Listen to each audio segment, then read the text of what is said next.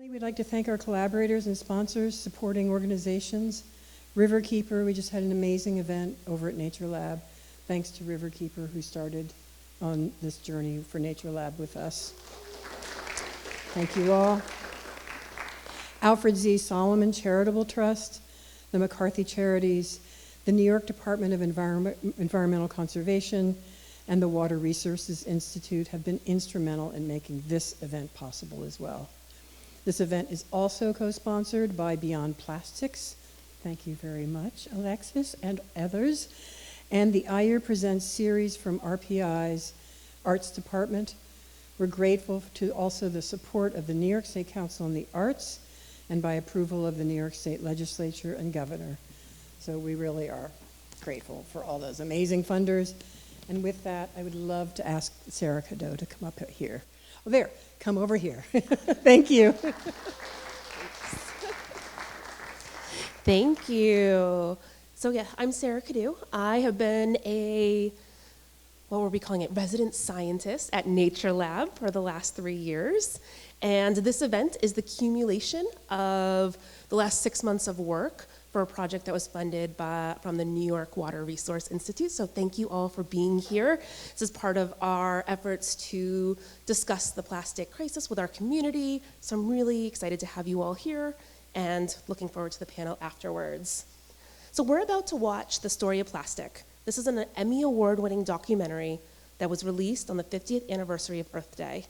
This film takes us on a journey across 3 continents to examine one of the most pressing environmental crises of our time, plastic pollution. What you're about to see is both eye-opening and urgent. The documentary reveals the stark reality of our plastic crisis. From fields overwhelmed with garbage and rivers choked with waste, to communities suffering the poisonous emissions of plastic production. But this film isn't just about problems, it's about the people fighting back. Through interviews with experts and activists on the front line, alongside compelling footage dating back to the 1930s, this will help us understand how we got here and, more importantly, introduce us to the global movement rising up to address the crisis. Following the screening, we'll have a panel discussion, and I'm so excited for our panelist discussion. We have with us today an interdisciplinary artist, Nicole Hulkrich. Nicole, raise your hand.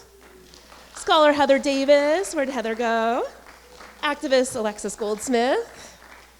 And they'll all share how they're applying their unique skill sets addressing the plastic pollution crisis. So as we're watching, I encourage you to think about questions you like to ask them. Keep in mind as well that it's already late, so we can't have probably every single one of us ask questions as much as we'd all love to be here till 3 a.m. But yes, do please think of questions, and I'm excited to watch this film with all of you. Thank you all so much for being here. So let me introduce our panelists, and as I do, you can each come up. You can all start coming up if you'd like. So first, I feel like I'm announcing, and you're coming down as I'm doing it. First, we have Nicole Hulkrich, who is an interdisciplinary artist who holds an MFA from the University of Buffalo and a Bachelor of Arts in Geography and Environmental Science from the University of North Texas. She created Broken Plastics, an arts and education initiative that launched microplastic recycling bins across New York State and beyond. And we have one of these bins here at the Sanctuary's Eco Trail, down outside of Nature Lab. Unfortunately, it was cold and wet as we walked over, otherwise we would have pointed it out to you. But please check it out another time when it's not cold and rainy when you're here on the campus.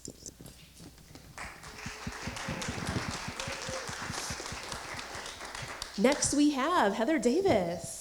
Oh, you're right behind me. I'm like waiting for you to come down. I know. I feel like I'm announcing something.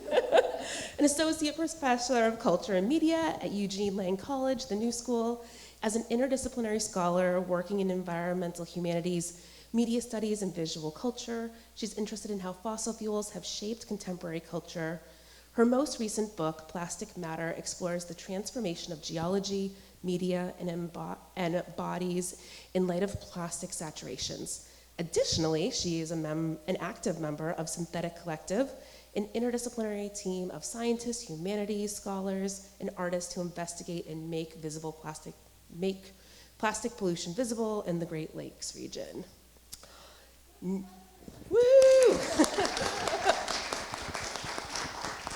Next, we have someone that many of you may know. We have Alexis Goldsmith, who previously worked here at the Sanctuary, coordinating the Hudson Mohawk Magazine radio program. And she is the National Organizing Director for Beyond Plastics, a nonprofit focused on ending plastic pollution. She's conducted hundreds of interviews, largely on petrochemicals and environmental activism. Additionally, she co-founded the Hudson Mohawk Environmental Action Network, a grassroots consortium fighting for environmental justice and indigenous rights along the Hudson River. Yeah!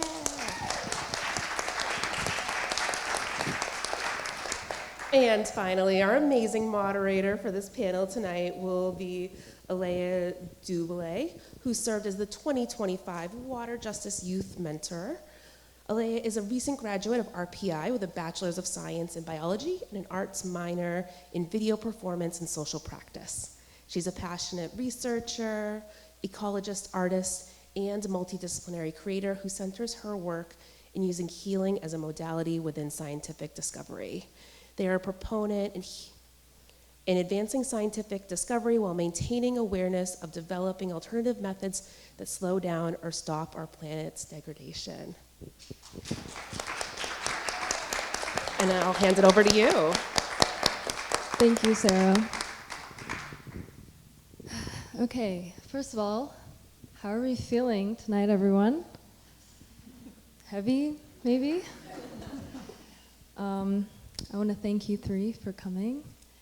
And I want to begin with a question for all three of you. So how have you applied your skill sets to addressing plastics? Yeah. Everyone looked at you. So. Right.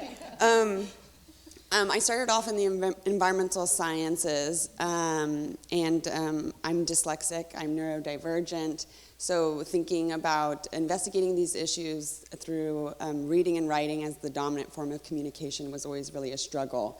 So kind of moving into the arts, creating a visual language of understanding, maybe even creating a deep emotional connection to what we're exploring, the impact, has been really my outlet, and I do that through a creative practice and an interdisciplinary approach that allows me to work with as many people as I can, utilizing skill sets that really highlight and allow us to deeply understand the state in which we're in.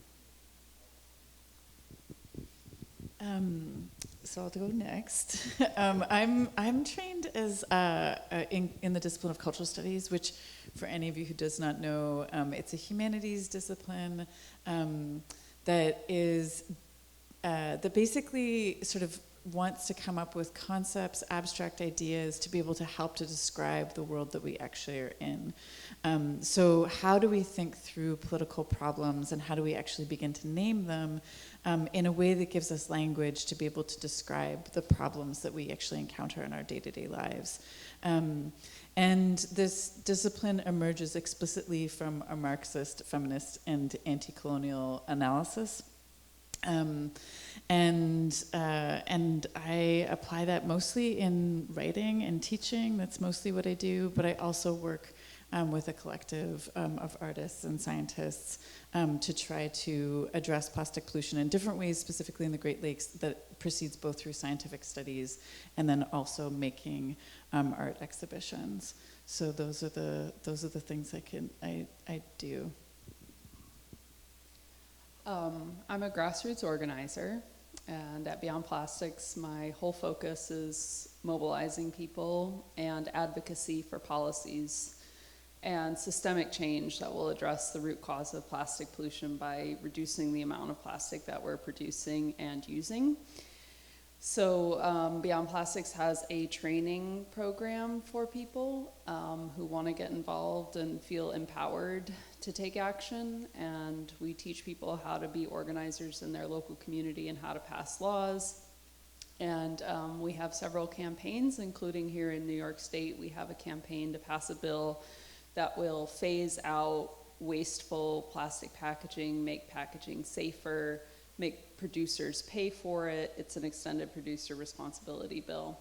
And I would love to talk to you about how to get that bill passed. Thank you. Yeah, I think that anyone can benefit from being more informed and to contributing in any way that they can, whether it is through their work practice or through everyday life. So I'm going to continue with some individualized questions for each of you, and I'm going to begin with Nicole.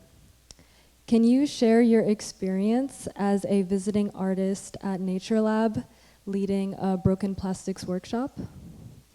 Yeah, absolutely. It's been really incredible to be here. The community that really engages within this work has been so enthusiastic, and you know, working with both artists in the community and non-artists, it's been fun to see people get creative, right? Like my desire is to ignite curiosity through the arts on this topic, and that's certainly been welcomed. Installing a bin here, Sarah and I actually just pulled out the contents and went through it just earlier today, and it's been really amazing to see how many people have contributed to it within a very brief time of being here so far. So I hope that people are able to continue to do that, and as snow falls, remember we create this material within our homes as well.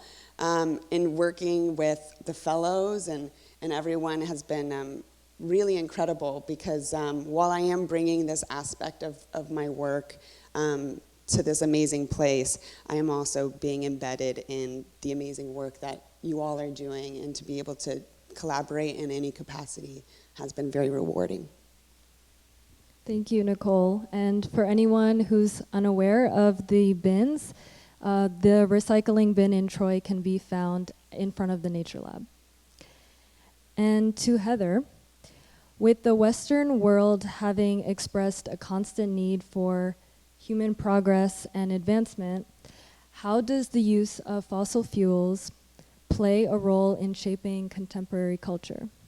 Yeah, that's such a good question. And what I would say, but there's so many things to say about it, so it's hard to like reduce it all down to an answer so that you can go home before 3 a.m., which was the request. But there's lots of ways to think about this, right? And one of the ways in which I think about it, and maybe one of the things I would also want to say about like what cultural studies practitioners do or what other people in the humanities do, is that there's so many narratives around the world that we live in, right? And we saw so many different competing narratives in this documentary, right? The narratives that are coming out of the fossil fuel industry, the narratives that are being generated by activists, the narratives that are generated by people who are living in frontline communities. And the point of something like cultural studies is to also come up with other kinds of narratives to be able to see things both in historical context and in a contemporary way. And so what I would say is that, we often think about things from the point of view of the emergence of fossil fuels, but living on these lands, and this might be different in other parts of the world, but living on these lands in North America, my mind, when you ask that question, goes to that original moment of colonization, which comes at the same time, basically, sort of only a few decades apart, of the transatlantic slave trade, right? And both of these things simultaneously are turning both people and objects and land into property, right? All of this is a system that has world-shattering events, right? It's a world-shattering event that happens. It's an ongoing thing. And what it also creates, according to many, many scholars, is the conditions under which we have a capitalist economy, right? You don't get capitalism in the form that we have it without those two events happening. And because of that, you end up with this system of unending growth, right? So part of what is happening is that fossil fuels are replacing all kinds of other extractive industries, right? So fossil fuels are replacing the ways in which whale populations were decimated, right? Fossil fuels are replacing the amount of indentured and unfree labor that is happening in these lands, right? Like all of this is happening simultaneously. And so I think that what we need is a different narrative around these things, right? Someone that moves away from that kind of notion of what progress might mean, where we might think of progress instead as the flourishing of communities, everyone being able to live in a healthy environment, instead of being bound by this model of continuous and extractive growth. Wow, thank you. Do you mind if I just comment, put a Yes. little point on that? So the obviously removal of the indigenous population and the transatlantic slave trade that you mentioned, just to put a finer point on that, the petrochemical facilities that we saw in the film are built on plantations, and that's still happening today. Cancer Alley, the 85-mile stretch of the Mississippi River where we saw parts in the film are 2,000-acre former plantations, and they're being turned into petrochemical plants in these historically Black communities. Yeah, and sorry, can I add one more thing? This is the root of the problem. Yeah, Exactly, you're completely right. And when you sort of like look at the parallel situation in Canada, the sort of Cancer Alley version of Canada it surrounds Amjawang First Nation. So you have these kind of parallel processes of indigenous dispossession and genocide and the fallout from the afterlife of slavery continuing in these fashions. So yeah, just to add to that. in short, the plastic pollution is a white supremacy problem. Yeah. Yeah, I feel like this is definitely a weighted and layered conversation that can take years and decades of unpacking. I also feel as though a lot of what was just expressed also includes a lot of collective trauma and pain that is continuously not processed and buried on top of just other distractions, and a lot of them being distractions of the physical world and illusions. And so it's very heavy psychological conflict as well, spiritual conflict, and it totally also requires this transformation of the internal and being able to do that with community. So to continue, Alexis, can you share any experiences or challenges that you have faced as an environmental activist and organizer in the Hudson Mohawk region? So many. I got my start fighting the Norlite incinerator, which is a mile in that direction, and people in this room know about that fight. Hazardous waste incinerator, burning a lot of toxic stuff. People don't know about it. There's a low-income housing facility that was right next to it. So we started some good old-fashioned boots-on-the-ground organizing, canvassing, holding town halls, and we were able to pass a state bill to prohibit PFAS containing firefighting foam from being burned there. We were able to get the Department of Housing and Urban Development to move the residents in the low-income Saratoga Sites subsidized housing complex away from the site. But this is so common in New York State. We have more incinerators than any other state. And I work with a lot of those communities in the fight to pass the Packaging Reduction and Recycling Infrastructure Act, which would reduce a lot of the waste that's going to those incinerators. For example, on Long Island alone, there's 4 waste incinerators, and all of the ash from those incinerators goes to the Brookhaven landfill, which is a historically Black neighborhood. The main people I work with are Monique Fitzgerald with Brookhaven Landfill Action and Remediation Group, and she's just an amazing activist and tells the story about how her neighborhood 50 years ago came to be because of redlining, because she's Black and Indigenous, and they were only able to go to this neighborhood. And then the landfill came in, and they've been fighting it ever since, and that was 50 years ago. If you go down to, I think it's Loch 13 on the Hudson River in, I think it's near Waterville. I'm geographically challenged, I'm sorry. I wanted to go through the locks this summer, and a friend of mine had a boat, so we were going up and down the river, and we passed not one, but 2 landfills that were the tallest things in eyesight right on the river, and you know the leachate is coming into the river, and all the toxic chemicals that are in plastic in the landfill are going into the river. So it's right around us, it's all around us, it's coming ever closer. Every year it's coming closer, new landfill, new incinerator, because the waste problem is not being reduced unless we start passing these laws. So my whole life right now is the Packaging Reduction and Recycling Infrastructure Act to start to address the root cause of that problem. Thank you. What is one thing, this is for all of you, any individual present here, whether they are in the crowd or watching afterwards via the video, can do actively to change their plastic consumption?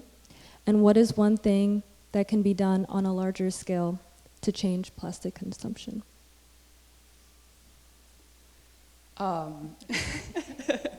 If you want, you can join our campaign. It's called New York is Not Disposable. I'm going to do a bald-faced pitch here for our campaign.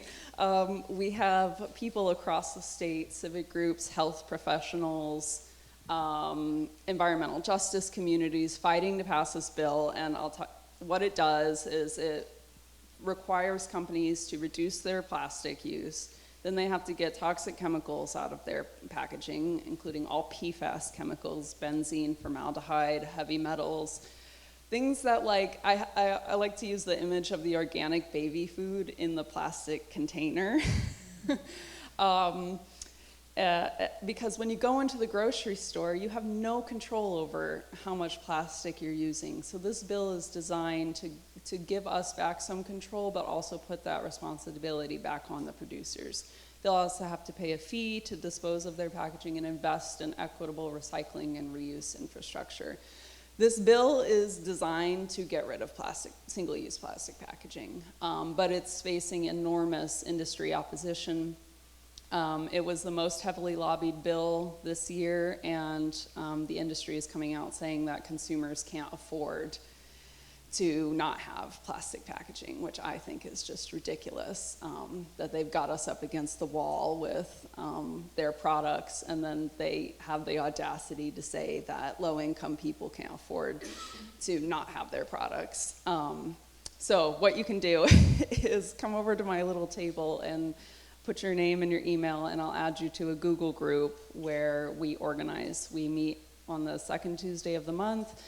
And what we've done is we've passed about 30 resolutions across the state. We write letters to the editor. We've had about 70 letters to the editor placed.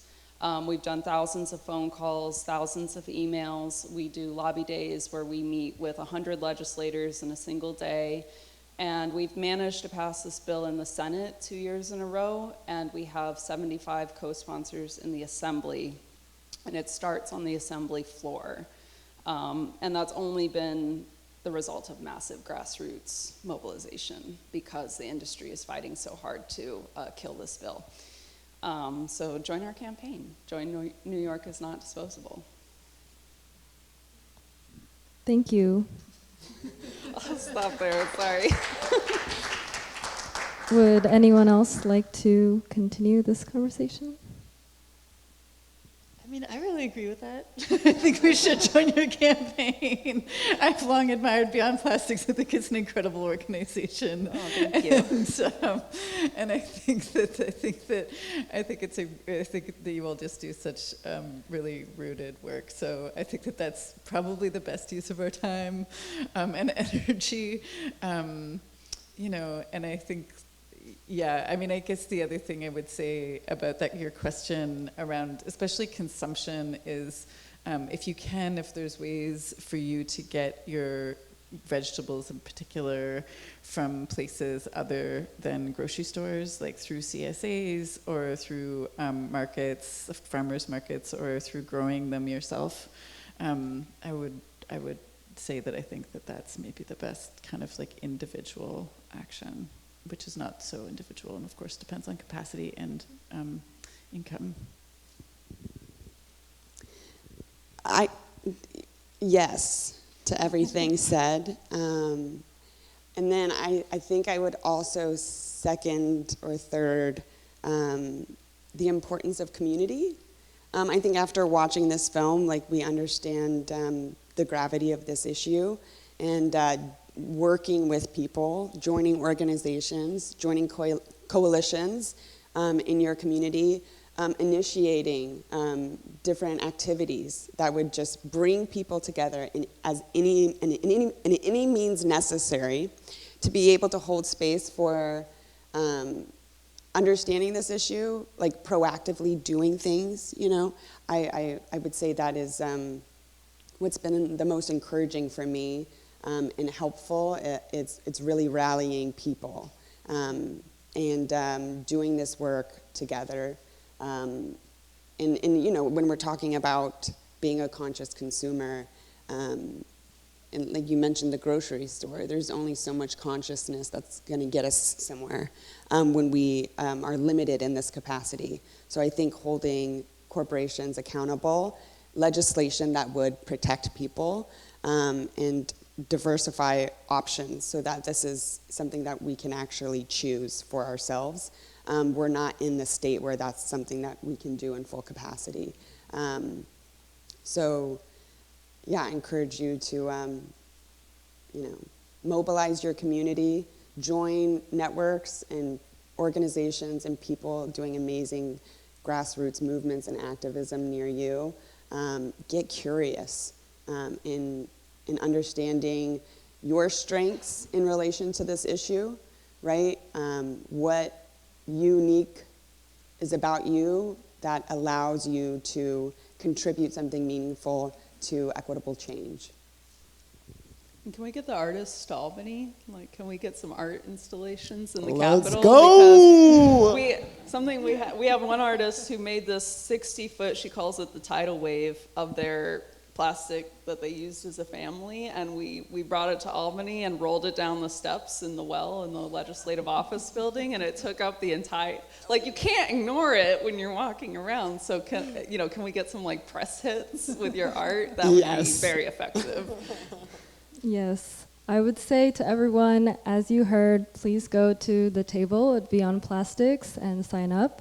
And I would also want to add that going to community gardens and volunteering and working with that is also really effective to teach or learn how to be more active in farms, and also to learn how to preserve fruits and vegetables so that they can also be used in the months that there are less produce that are coming out of our natural ecosystems in the area. And so with that being said, I would like to first pass on some questions that the fellows have for you. And yeah, so we could pass some mics. Hi.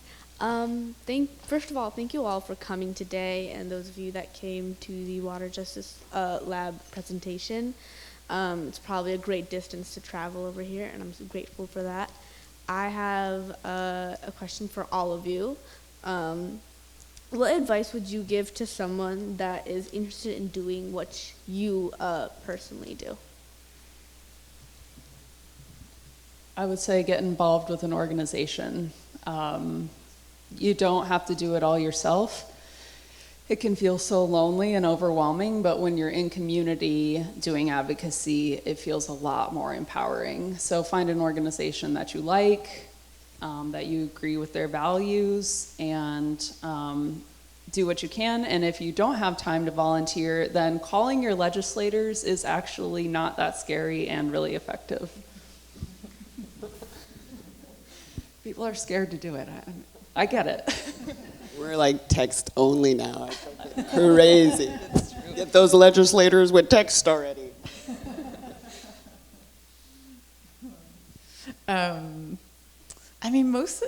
I mean, I guess it's a great question. I don't know how many of you would actually really want to be a writer or a professor, so it feels like a funny thing to answer, but I guess I would say perseverance, right?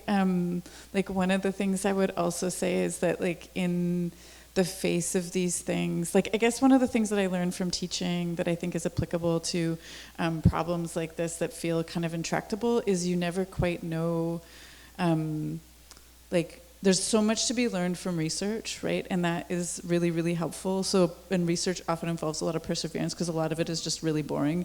But you just kind of have to keep going and just keep looking at things. And then you find incredible, amazing stuff. And then the other thing I would say is that in teaching, what's amazing is you never know what is going to hit somebody when, right? Like you don't know quite what the impact of something is, and it might not be immediate, right? And I think that, I don't know if you would agree, but I feel like to some degree that's the same in organizing, right? Or it's the same in movement building. It's like these are really long-term projects that sometimes all of a sudden really turn a corner, and it's like built on the work of so many other people. So there's maybe not an immediate temporality to it, but it's really worth it to do it. Well, it's really easy to be an artist, y'all. So you can just get out there and do it today. I think what I love about the arts is that it's really a practice of observation, at least my practice. When I do cleanups, for example, and I do predominantly microplastic cleanups, right? Things that might be missed traditionally in a larger cleanup, and you have to walk really slowly, and there's a lot of bending and squatting, and it kind of feels like a performance piece sometimes because you look strange, which is great because then people ask questions and then you get to have a conversation. But I think being tangible with the material is going to lend itself to understanding it better. Like, for example, microplastics, we want to talk about holding people accountable. It's so hard to understand this ambiguous piece that is fragmented so much. We don't even know its origin. We don't know how long it's traveled. We don't even know what its use is, right? Because it's been broken down into these little fragments. So I think in tangibly working with this material, you learn a lot. And then I think that same engagement with it produces a curiosity to understand where it does come from. And I think it's really beneficial to get your mind in the practice of kinesthetic learning, like movement and engaging and learning. It's valuable within processing, digesting, and understanding information. And that's how I moved into the arts later in life, because it was a tool that I used to better understand the world around me. And so I really encourage you to be an artist. I think most likely everyone in this room is an artist, because if you do anything artfully, well, I consider that art. And I think everyone in some capacity finds something meaningful that they do in that way. And so I encourage you to really nurture that and grow that within your everyday practice. Thank you for asking. I have one more question, and this is for Alexis. As the National Organizing Director of Beyond Plastics, what are some actions you've done on a countrywide scale? You've already expressed what you've done in New York State. Mm-hmm. Something that we like to do is collective action days. So Break Free from Plastic Coalition, which we're a member of, under the Biden administration, did collective rallies on the same day, where they would rally at the sites calling for the Biden administration to halt the expansion of the petrochemical build-out. And each of those actions did their own news release, their own signage, their own march, and got local TV coverage. And then there was also a coordinated national press release to the Biden administration with that same message. So that's where like the unifying action comes in. We've done something similar with plastic takebacks, what we call them, where we asked our volunteers to collect their plastic waste and then take it back to the store where they bought it from. A lot of people pick Trader Joe's, which, yeah, they have a lot of plastic. And we got about 14 different actions in 12 different states. A lot of people got on TV with their action and their message. And my favorite one took their plastic back to Trader Joe's headquarters in Boston. And not only did they take their plastic back, but they did a whole art thing where they built a plexiglass plastic coffin. Somebody actually was in the coffin. They filled the coffin with plastic trash. And then everybody was dressed in black, and they carried the coffin around Boston, and they did this whole eulogy for the planet, and you know, the message is plastic is killing us, right? And so they got news coverage as an art piece for that, and they got a pretty extensive story written about that with tons of like professional photos. So yeah, we try to empower people to do action like that and like teach people that you can get on the news yourselves. You can write a press release, you can make a story, and you can get your message out there to a whole new audience and be effective, and you can do it together, and it's fun. And yeah, that's what we've done.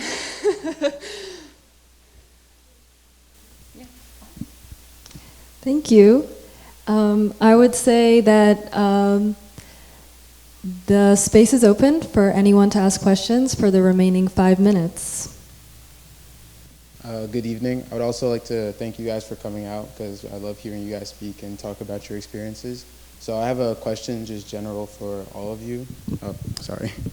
What are some of the biggest struggles and challenges that you have faced through your fight against, for Alexis, against like industries and I'm sorry, I'm really bad with names. For Nicole as an artist, and for Heather as a contemporary visionary, like what are some of the biggest struggles that you face trying to go down those paths? Lots of struggles. Well, the industry just straight up lies, and politicians can hide behind those lies as an excuse to not take action. Industry also has a lot of money, and we don't. So yeah, the feeling like they have endless resources, but not letting it get you down, not letting yourself become like in this headspace where you feel like nothing you do matters, it's too overwhelming, nothing's gonna stop it. The antidote to that has been collective action and reminding myself that I'm not in this by myself. There's a lot of people who care about this, who are taking action and have been successful. There's a lot of success stories in slowing the plastic build out and reducing plastics. For example, a friend of mine who lives in Ohio, Jill Hunkler, she's an amazing activist, has been fighting a proposed ethane cracker plant in Dilly's Bottom for almost 10 years by a global chemical company. And the early news reports were like, it's a done deal, like they already signed the paperwork, and it's almost 10 years later that plant has still not been built. And there's success stories like that. So our advocacy matters. The industry wants us to roll over and just give up because it's too overwhelming and we just can't give into that. I would say my struggles, at least within making work within the art world and in public spaces, has been its effectiveness. Right when I don't necessarily, I mean, I have quantitative data in the sense of anything deposited in one of the microplastic recycling bins, I can collect that data, I can contribute it to a global database that really allows us to understand the issue better. But in the sense of qualitative, right, like who's engaging with it, how is it being engaged? You know, originally there was 6 of these bins and I placed them in proximity to large microplastic deposits in the environment. And then the next year I placed them in areas that were more populated by humans, you know, like, so they could engage with it quicker. And like really just understanding, like, while it is outreach, like it's not necessarily a real solution. It's really supposed to be this point of intervention in public space that confronts you with it in an enticing way that makes you want to engage instead of overwhelmed to. Where, yeah, I'm navigating the process. Like I'm wanting to understand its effectiveness and navigating that with the information when it's in a public space and kind of out of my reach until I'm at the beginning, and I'm usually at the end. Hosting workshops and stuff, working with organizations has been the most meaningful for me, but quantitative versus qualitative has been probably my biggest struggle because I want it to be effective. Great question. Yeah, it's such a good question. It's taking me, I'm going to continue to think about it, actually. But maybe just to build on something you said, one of the things that I do with the collective that I work with is we've been looking at the distribution of nurdles in the Great Lakes system. And the original goal was because we had heard that companies were washing them straight down the drain without any kind of catchment system, right? And so the original goal for that project was like, oh, can we do something to stop it? But then we got so carried away and interested in both trying to actually understand the problem, both because no studies had been done, so we did a scientific study around it, and then we wanted to transmit that information to a broader public, so we did that through a series of art exhibitions and various other kinds of things that got lots of press, and there was lots of, I think, building of awareness around these things. So in lots of ways, I think that you're right. It's a really good distinction to sort of say, like, qualitatively, I think it was really successful, but kind of quantitatively, it didn't do the thing that it wanted to do, which is to help to build a case, or maybe it's helping to build a case, and we haven't gotten there yet. But it's like there was no legislation that was passed preventing industry from doing this. That there's a voluntary sign-on for industry to not just wash pellets straight down the drain, but there's no legislation around that. And another question for you, Alexis. I was thinking while watching the short film, I feel like one of the reasons that the sustainability isn't a bigger thing with larger companies is because it's not profitable, and they can't make a huge sum of money off of it, or at least it's not profitable now. So as a contemporary visionary, and you did mention something around capitalism and capitalistic ideals that surround the sustainability topic today, how do you feel about that? That the only way that we can save our environment is through hitting people in their pockets, or how it affects their pockets? Like the only way we can pass legislation is if it's profitable, or yeah, like some things like that. Like I feel like with oil companies and petroleum companies, they're always talking about money and all these other things. So what if one of the ways that we could talk to them is, oh, we have this new plastic, it's biodegradable and it's cheaper and you can make money off of it.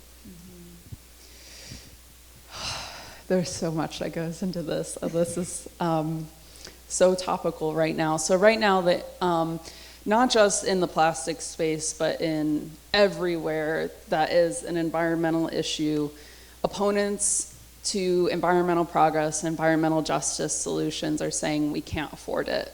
Not just we can't afford it, but New Yorkers can't afford it. Like, New Yorkers are worried about affordability. The governor just approved a pipeline, and several assembly members sent a letter to the governor urging her to delay the All-Electric Buildings Act, citing concerns about affordability. This is just the new talking point. It's a consumer problem. It's this problem, it's not a production problem. So the truth is that we can't afford the system that we're in right now. The film talked about externalized costs of plastic, which is the costs that the companies don't have responsibility for. So the cost of the cleanup, the healthcare cost of the pollution, all of those costs. which, by the way, a study out of Duke University just this week puts that price tag at $1.1 trillion a year.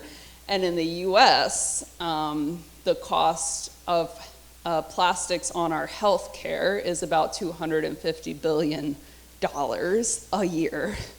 And we're paying for that. And we're paying for the cleanup, we're paying for the incineration and the landfilling.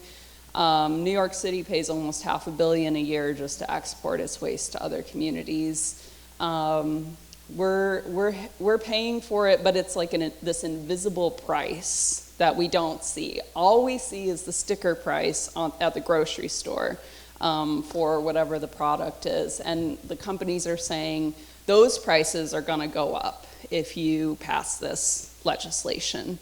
So don't pass it, which is extortion, actually, because they control the prices. 80% of our groceries are controlled by just 4 companies. It's crazy that we don't have stronger antitrust action taken in this country. But so the same companies that are making billions in profits that set the price are saying we can't change how we package our goods, and if you try and make us do it, we're going to raise the prices. That's what's actually happening. It's not that we can't afford it. It's not that we need to make it more affordable. Reuse and refill is more affordable. Anybody shop at Honest Weight Co-op? Okay, so Honest Weight kind of has a reputation for being expensive, right? Would people agree with that? Yes. Yes? Well, I want to challenge that because if you shop in the bulk section at Honest Weight, you know exactly what you're paying for. There's no chance that companies can hide higher prices with their packaging. So we all heard of shrinkflation, right? Where they package or they put less product in the same packaging, same price, but you're actually paying more.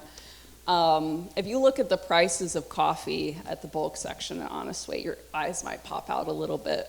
But I was actually surprised when I tried to buy, I was out of coffee. I usually get my coffee at Honest Weight. I was totally out. I was like, I need emergency coffee. So I went down to the Shop and Save. And when I looked at the prices of the packaged coffee, it was more expensive than the bulk coffee at Honest Weight. And I was shocked because it's less product in packaging that looks like it's more product. So you can't buy a pound of coffee packaged anymore. It's like 12 ounces now. It's not a pound anymore. And per pound, it's more expensive than the bulk.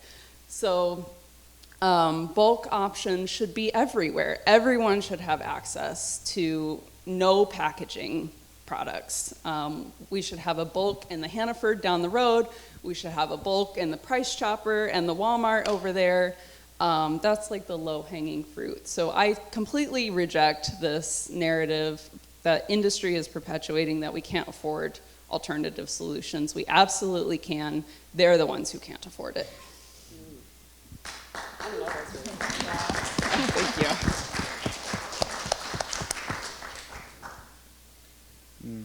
That was really good. That's a really important question because the industry wants to make this all about affordability, and our legislators are buying that and are walking back on the New York State climate law. So we need to push back on that argument vehemently with our legislators. I saw I don't know the exact numbers or the exact words used in this statistic, but it was like if we implemented clean energy systems like today, they would be very expensive now to implement, but they would pay themselves back in, I think, 5 years. And it really makes me think as like a young environmental scientist trying to grow up into this field, how am I going to adjust to this? Of trying to make these systems, but people are going to see them and be like, oh, this is too expensive. I can't afford this. I can't do this. I'm not going to implement these systems because it's going to be too expensive in this immediate price when it will pay itself back. But we've seen over the past hundreds of years that fossil fuels are more expensive with the prices that you just listed. They're not just expensive in the initial price, but they're expensive in the healthcare price and the prices at the grocery stores and things like that. And I just want to know, like, what's another way that I can stay strong while growing up into this field and moving into it and keep my head up while fighting against all these like things that are pushing back on me? I encourage you to keep at it. Keep doing that. You're on the right track. And thank you for doing that. Of course.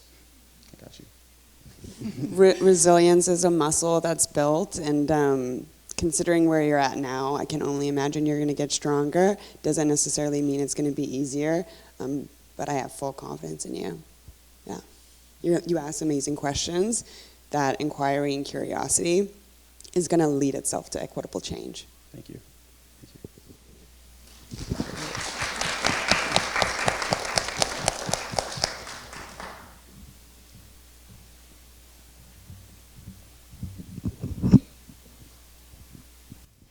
All right, that wraps up all of the questions. And I just wanted to thank you all again for coming on, and thank everyone for being here.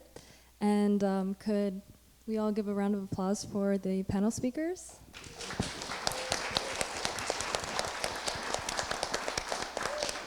Yes. The only thing I have left to say is that if life existed and flourished without plastic, then we can easily and definitely envision it without it, or, you know, re-envision how we can honestly choose to live our lives and choose to live with our communities. And there's a lot of knowledge in the ancient past. Amen. Thank you. Yes.